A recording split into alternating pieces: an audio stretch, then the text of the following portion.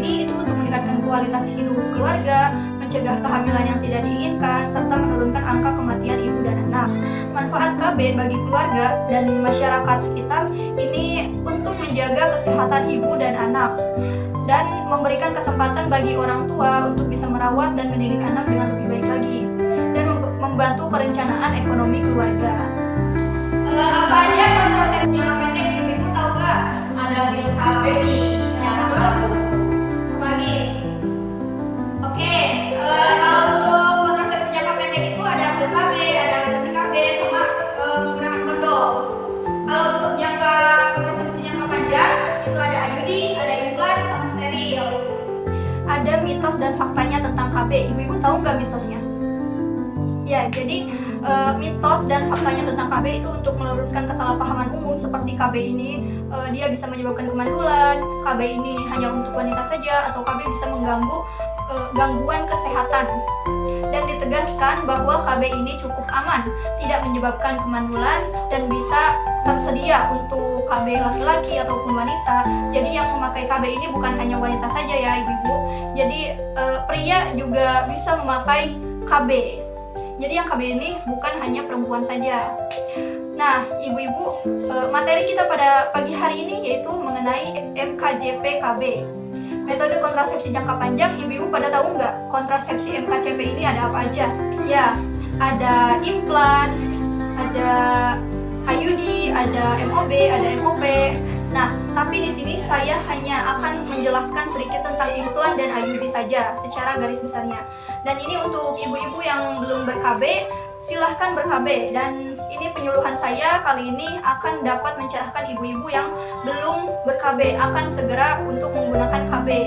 Jadi ibu-ibu datang ke penyuluhan saya ini semoga bisa bermanfaat dan bisa mengasih pencerahan kepada ibu-ibu dan juga masyarakat.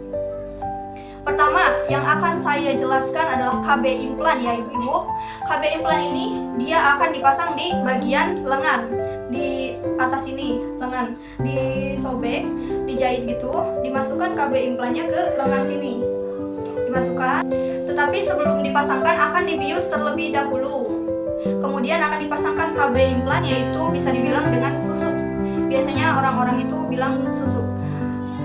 Masa kerjanya dia paling lama itu sekitar sampai 3 tahun. Itu lumayan lama ya ibu-ibu. Untuk cara kerjanya, karena implan ini termasuk KB hormonal, dia akan mengentalkan lendir di saluran vagina ibu-ibu. Jadi si sel sperma ini waktu berhubungan nanti akan menyulitkan sel sperma untuk bertemu dengan sel telur. Karena ada banyaknya lendir di saluran vaginanya. Karena dia mengandung hormon, jadi efek sampingnya juga ada. Kalau misalkan kalian tidak cocok dengan KB hormonal ini, misalnya kalian mungkin akan merasa kulitnya akan menggelap atau menghitam gitu, kemudian menstruasinya yang tidak teratur, atau merasa tambah munculnya jerawat. Tiap orang juga berbeda-beda, ada yang cocok, ada yang tidak, karena ini KB hormonal. Kemudian untuk KB implan, ini ibu-ibu masih bisa tetap menyusui karena dia tidak mengganggu produksi ASI. Jadi meskipun sedang mengikuti KB, meskipun kalian sedang menyusui, kalian tetap bisa menggunakan implan ini.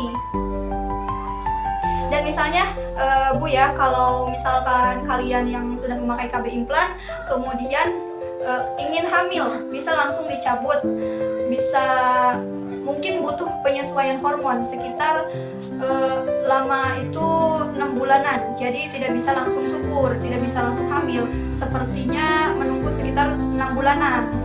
Karena ini kan KB hormonal, jadi harus menunggu sampai normal terlebih dahulu. Lalu saya akan menjelaskan sedikit mengenai KB IUD. IUD ini berbentuk seperti huruf T, dia seperti huruf T.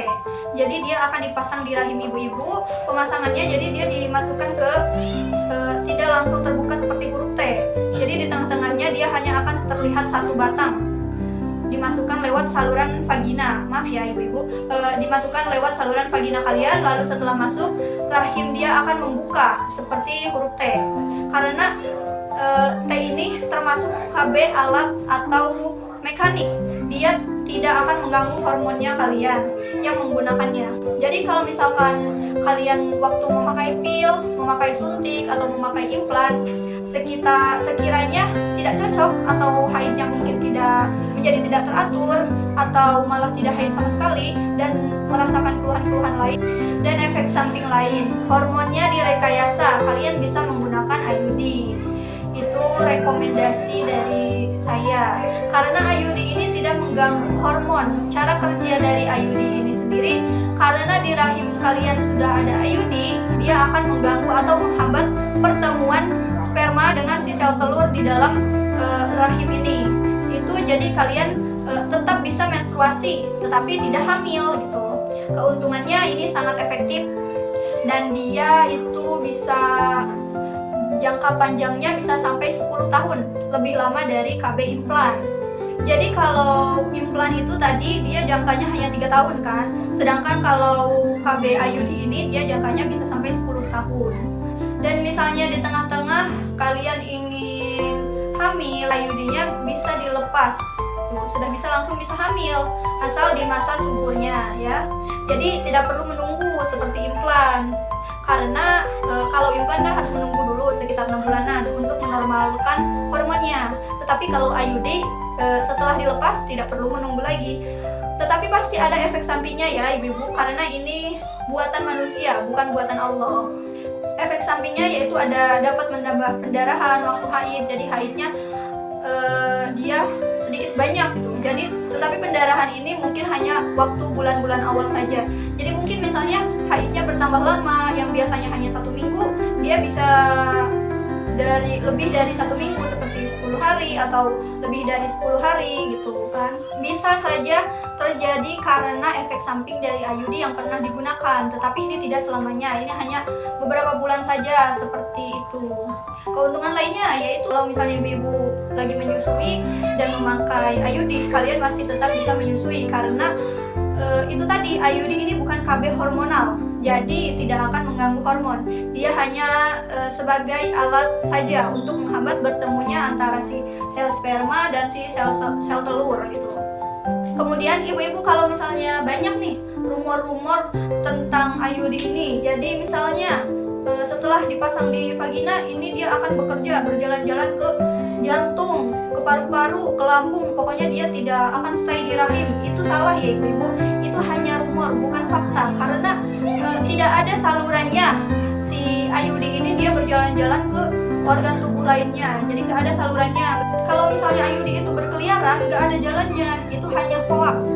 Jadi dia akan tetap stay di rahim. Tetapi memang sebelum dipasang IUD, ibu-ibu akan diperiksa terlebih dahulu oleh bidan apakah rahimnya ini cocok jika dipasang IUD. Karena ada kan keadaan ibu-ibu yang rahimnya mungkin kecil atau rahimnya mungkin besar, jadi kurang cocok dengan panjangnya IUD. Nanti akan diperiksa terlebih dahulu oleh bidan apakah bisa dipasang IUD.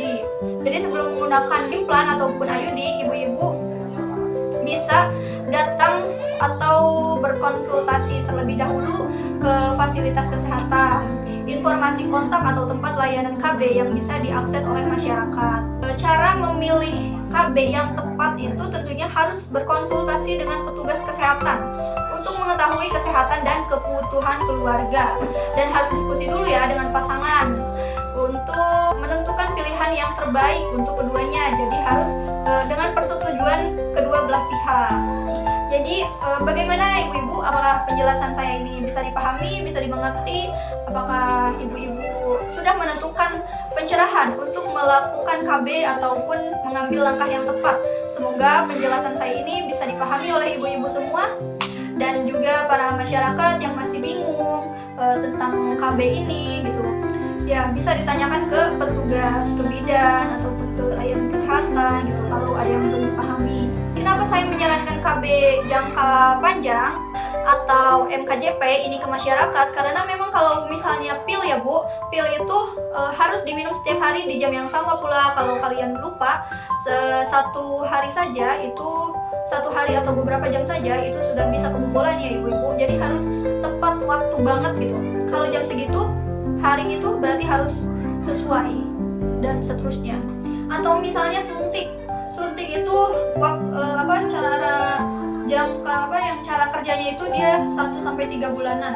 Kalau misalnya kalian ingat jadwalnya, jadi harus diulangi dalam jangka waktu yang pendek. Atau misalnya menggunakan kondom itu akan cukup susah dan ribet gitu nantinya. Takutnya misalnya ya pas di dalamnya itu sobek misalnya, kan kita tidak tahu ya, itu bisa saja kebobolan. Wes itu mah udah langsung jadi ya ibu-ibu. Kalau suami lupa nih misalnya mau berhubungan, pengen buru-buru, udah terlanjur nafsu misalnya, jadi lupa tidak memakai kondom, itu bisa terjadi kehamilan yang tidak diinginkan ya.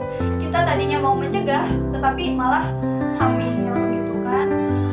Maka dari itu saya di sini menyarankan untuk KB jangka panjang saja. Misalnya seperti implan itu karena jangka panjangnya 3 tahunan.